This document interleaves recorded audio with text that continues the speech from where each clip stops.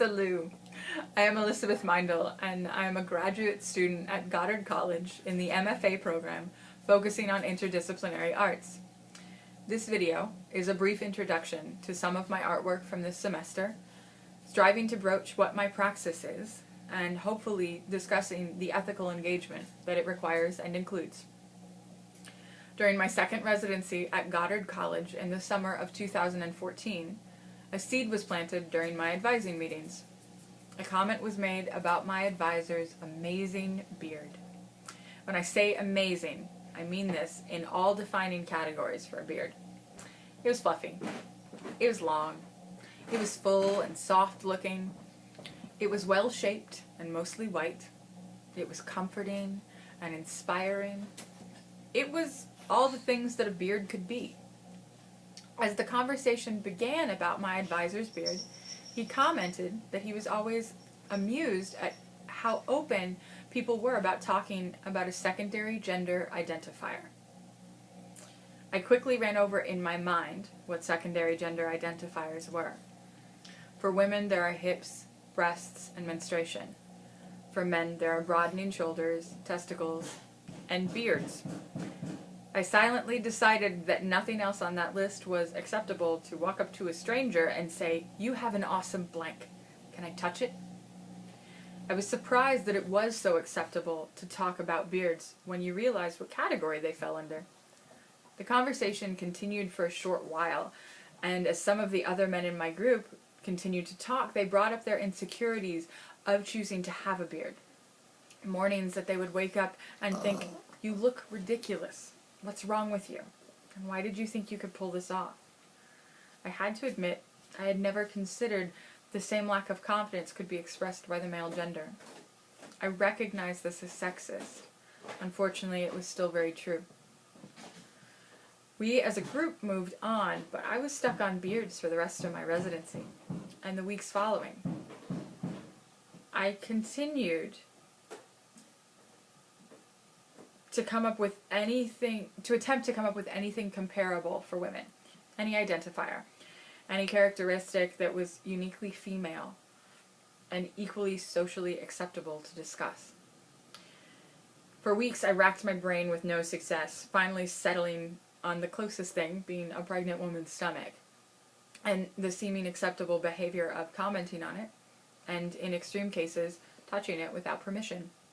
During that time, I asked almost every man that I ran into with a beard why he had one in the first place.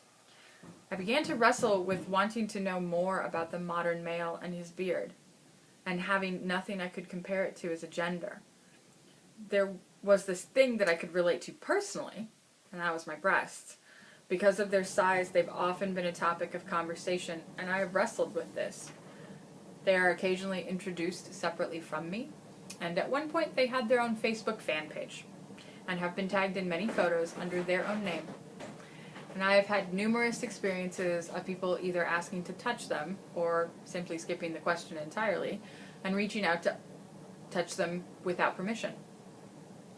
People discuss them as if they are not actually attached to me, and though I have mixed feelings about this, they do identify me, and I have grown used to the identification with them.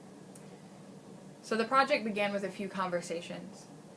I wanted to know if anyone had the same light bulb go off that I experienced when I asked, "How do you feel about someone discussing your secondary gender identifier?" But it quickly grew into a multimedia collection of conversations. I started interviewing men and their beards. I was essentially asking the same questions, and the answers varied from slight differentiations to complete polar opposite disagreements, without even knowing what the others had said.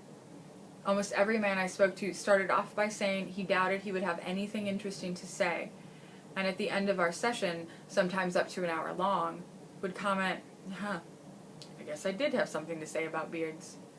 The questions were simple.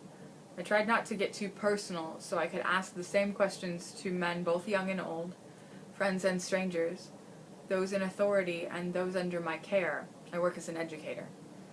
I asked things like, how does your family view your beard? Has your beard ever affected personal relationships? Do you ever talk about your beard? Do strangers make comments? What's the story behind this beard? Have you ever noticed a reaction from children? And the answers would be from an across the board, no one ever comments on my facial hair, to all the time. I always talk about it. When I see a good beard, I comment on it. The current project is limited in its scope. I live and work on a very small liberal arts college campus. Most of my data has come from white males under the age of 25. It's just who I have access to, and that definitely has an impact on the answers that I receive. There's not as much cultural variation as I would prefer to include. Currently, the data is simply not within my reach. However, even with that limitation, the differing answers between generations has been fascinating to me, and hopefully it will be to my audience as well. Now, the question has been posed, why does it matter? And I suppose compared to war crimes or the national deficit, it doesn't have much weight. But I see the topic falling very much into the arena of witness. Carolyn Forche talks about this in her article, 20th Century Poetry of Witness, published in 1993 in the American Poetry Review. She says poetry of witness presents the reader with an interesting interpretive problem. We are accustomed to a rather easy category. We distinguish between personal and political poems, the former calling to mind lyrics of love and emotional loss, the latter indicating a public partisanship that is considered divisive, even when necessary. The distinction between the personal and the political gives the political realm too much and too little scope. At the same time, it renders the personal too important and not important enough. If we give up the dimension of the personal, we risk relinquishing one of the most powerful sites of resistance. The celebration of the personal, however, can indicate a myopia, an inability to see how larger structures of the economy and the state circumscribe, if not determine, the fragile realm of the individual. She continues by saying, we need a third term, one that can describe the space between the state and the supposedly safe havens of the personal. Let us call this space the social. Perhaps we should not consider our social lives as merely the products of our choice. The social is a place of resistance and struggle, where books are published, poems read, and protests disseminated. It is the sphere in which claims against the political order are made in the name of justice. By situating poetry in this social space, we can avoid some of our residual prejudices. A poem that calls us from the other side of a situation of extremity cannot be judged by the simplistic notions of accuracy or truth to life. It will have to be judged, as Ludwig Wittgenstein said of the Confession, by its consequences, not by our ability to verify its truth. I would like to expand these terms and the concept of the social sphere to include art as a whole. And this is what much of my work has been focused on this semester, and my work since I started at Goddard. Beards as part of my praxis seems rather asinine, but there is much to be learned about gender issues of equality, deep-rooted subconscious assumptions, and cultural boundaries. I also place intense value on the voice, with the knowledge that not all realize they have one or know how to share it, and I take it as my responsibility to help with that sharing as an artist. Those that I have interviewed are a small portion of the population, but they are deeply rooted within the reasons that most beards exist. The ones that I have interviewed, men in their family all had them, or no one at all, and it is after sometimes 20 or 30 years of having one, still a rebellion. Some equate it to confidence, others religious, others simply time. Finally, there is the very real fact that as a gendered female, no matter what my emotional or mental state of identification is, I cannot grow a beard. I cannot, as a collective representation of women, understand this identifier or the connotations it carries. It is a divider no matter how I attempt to understand it. How much does that matter? I don't know, but I can ask. The project in itself was meant to be a collection of photographs taken during the interviews I administered, and then a cutting of sound bites to create a conversation between the interviews.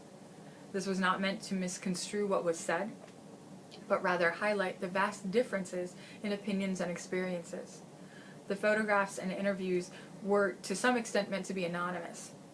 In the audio in that the audio would not align with the visual, and it was explained that no names would be associated with the project. Though the audio and visual editing process, there would also be included poems that I had written based on the interviews and the questions I was struggling with through this. I hope to have 8 to 10 minutes of rough cut to share with the group in order to talk about the art and its purpose. But a rather severe technological meltdown was experienced this recently, unfortunately losing a large portion of the data originally gathered.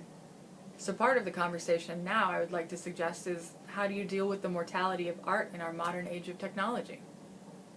I had backed up as much as I thought would be needed, yet somehow, through a series of multiple things, the majority of my data, which was the modeling clay for the art itself, was either corrupted or completely lost.